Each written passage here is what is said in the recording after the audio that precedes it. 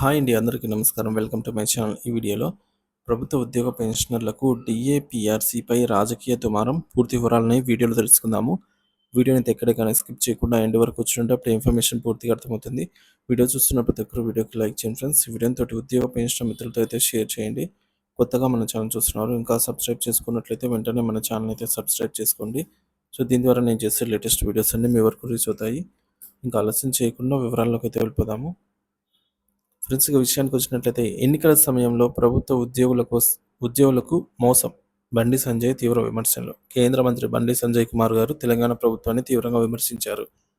ఎన్నికల సమయంలో ఇచ్చిన హామీలను నెరవేర్చకుండా ప్రభుత్వం ఉద్యోగులను మోసం చేశారంటూ తీవ్ర ఆగ్రహం వ్యక్తం చేశారు. ముఖ్యంగా డిఏ, పిఆర్సీ వంటి కీలక అంశాలలో రాష్ట్ర ప్రభుత్వం చేతులెత్తేసిందని అయితే ఆరోపించారు. కాంగ్రెస్ అంటేనే బాకీల బాకీల సర్కార్ బండి సంజయ్ వ్యాఖ్యలు అనమాట. సో ప్రభుత్వ ఉద్యోగులు తీవ్ర నిరాశలో. ఎన్నికల ముందు ఉద్యోగులకు ఎన్నో హామీలు ఇచ్చిన రేవంత్ రెడ్డి ప్రభుత్వం అధికారంలోకి వచ్చి 14 నెలలు అవుతున్నా ఏ చిన్న వేతన సవరణ అయినా కూడా అమలు చేయలేదని బండి సంజయ్ ఆరోపించారు. టీచర్స్ ఎమ్మెల్సీ ఎన్నికల ప్రచారంలో పాల్గొన్న బండి సంజయ్ రేవంత్ రెడ్డి ప్రతి ఉద్యోగికి 4 డిఏలు పెండింగ్లో ఉంచాలని గుర్తు చేశారు. ఉద్యోగులకు రెండో వేతన సవరణ సంఘం పిఆర్సీ అనేది నేటికి అమల్లోకి రాలేదని కేంద్ర మంత్రి ఆక్షేపించారు.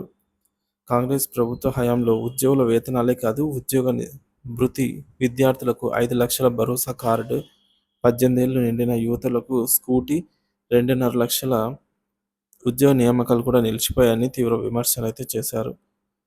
మరి కరీంనగర్లో బీజేపీ మండల అధ్యక్షులతో సోమవారం బండి సంజయ్ సమావేశమయ్యారు.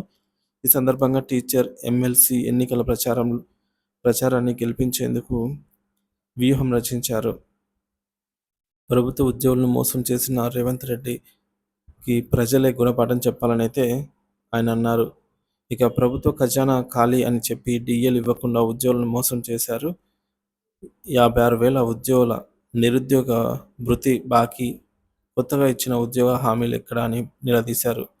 కేంద్రంలో మోదీ ప్రభుత్వం ఉన్నంత వరకు ఉద్యోగుల హక్కులను రక్షిస్తాం, రాష్ట్ర ప్రభుత్వ హామీలను కూడా అమలు చేయించేందుకు బీజేపీ పోరాడుతుందని అయితే బండి సంజయ్ స్పష్టం చేశారు. ప్రభుత్వ ఉద్యోగుల వేతన సవరణలు, డిఏలు, పిఆర్సీ అమలు చేయకపోతే ఉధృతమైన ఉద్యమానికి సిద్ధం కావాలని ఉద్యోగ సంఘాలు హెచ్చరించాయి. డిఏ పెండింగ్ అంశాలపై తక్షణమే నిర్ణయం తీసుకోవాలని ప్రభుత్వంపై ఒత్తిడి పెరుగుతోంది. ఇదే తరహాలో పాలన కొనసాగితే ఉద్యోగుల నుంచి ప్రభుత్వానికి వ్యతిరేకత మరింత పెరుగుతుందని అయితే విశ్లేషకులు అభిప్రాయపడుతున్నారు. సో ప్రభుత్వ ఉద్యోగులు ఇక మోసపోయారంటే డిఏలు, పిఆర్సీ అమలుకు ప్రభుత్వం ఎప్పుడు చర్యలు తీసుకుంటుంది? అలాగే ఎమ్మెల్సీ ఎన్నికల్లో ప్రభుత్వంపై ఉద్యోగుల నిరసన తెలిపేనా? వీటన్నిటికీ సమాధానం దొరకాల్సిన ప్రశ్నలే.